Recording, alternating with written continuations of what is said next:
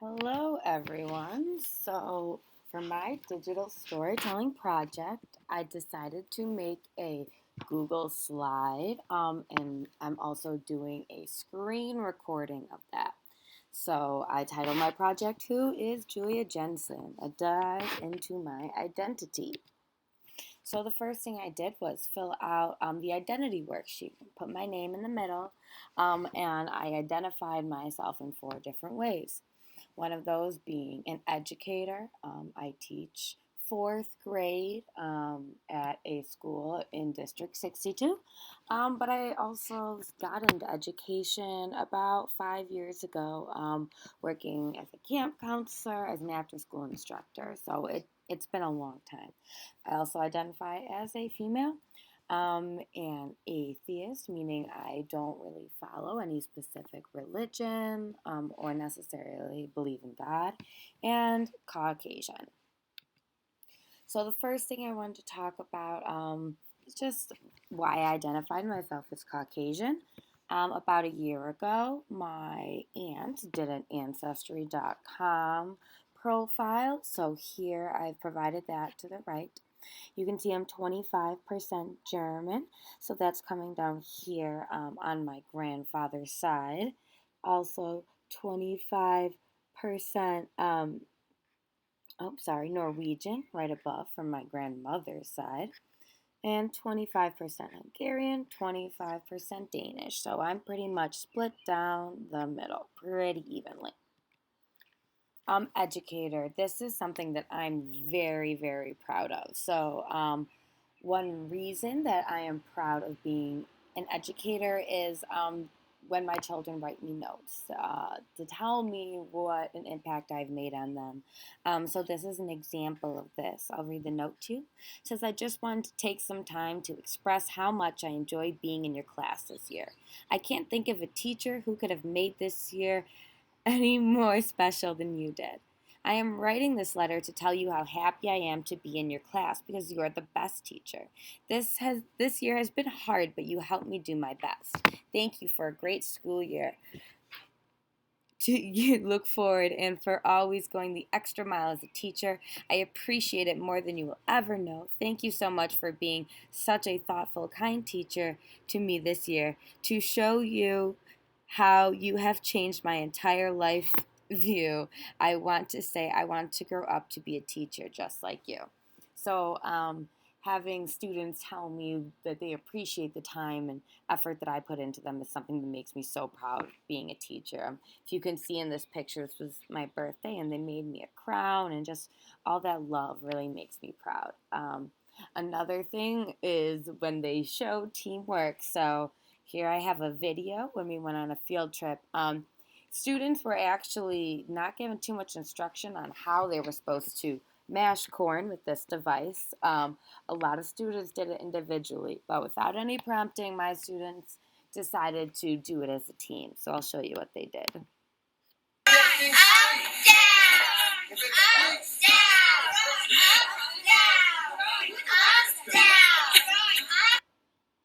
So just showing that they're coming together and working as one, which is something that I've always been very for in my classroom.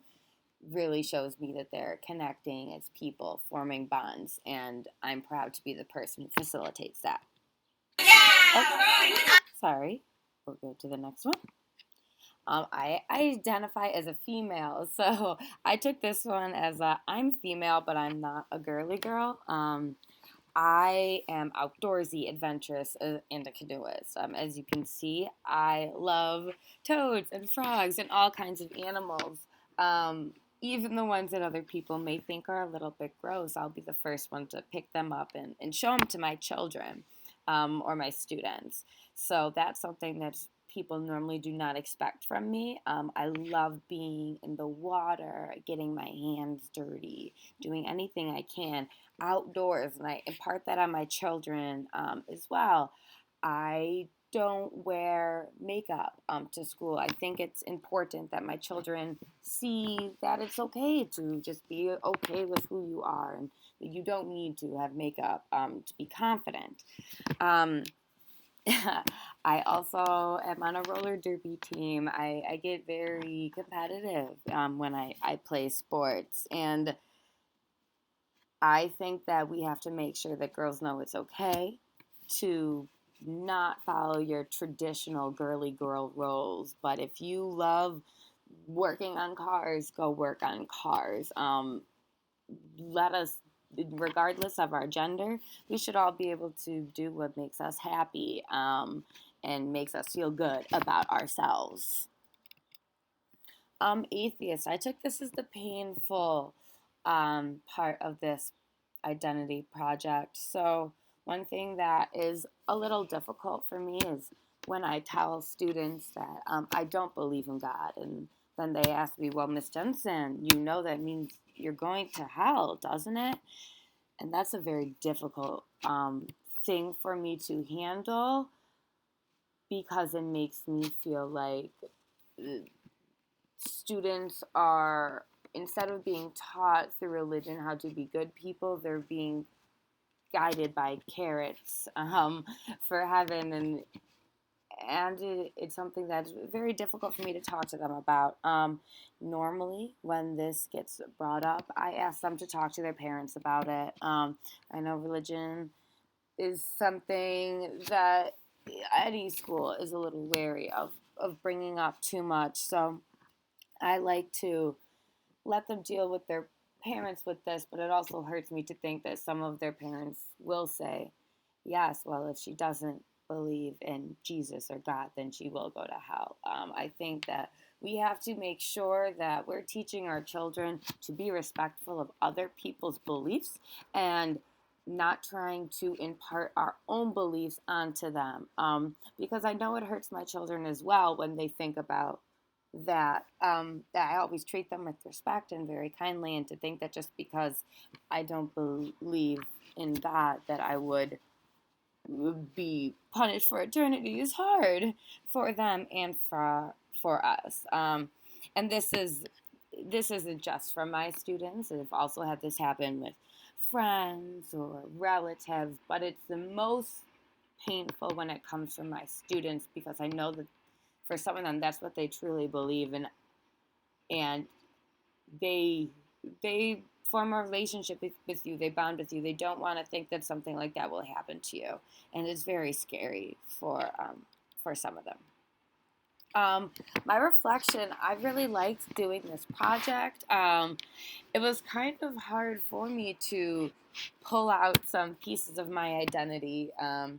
It's not something I think about all that much, so it was nice to take that dive back into myself.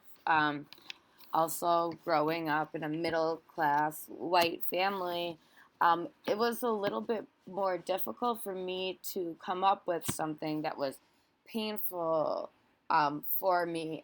But once I figured out what it was, it really made me put myself in other people's shoes and think about how our reactions to other people telling us things about themselves really does have a large impact. So we have to be very careful about what we're saying and making sure we're figuring out any implicit biases that we have and exploring those and getting rid of them so we can accept all people in any way that they come, especially our children, making sure they're always feeling safe and comfortable. Um, I did have some difficulties with the technology part in this project, although I work with Google Slides constantly. I love how easy it is. I love the sharing. I love the saving.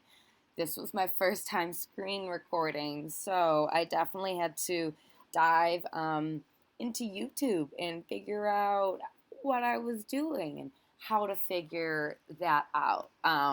So if I was going to do this project with my students, I would definitely make my own how-to videos with different resources for students who maybe are not as technologically savvy like I am. So they can be able to follow step-by-step instructions while still working independently.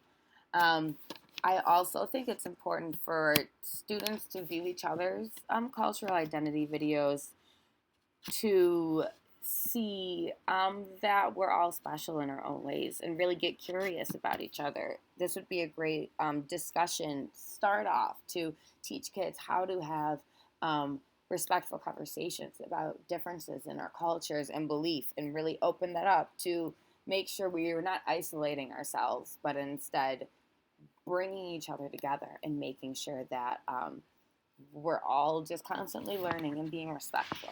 So, thank you so much for listening to my cultural identity project.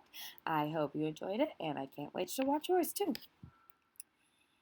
And I think I know how to stop it. Okay.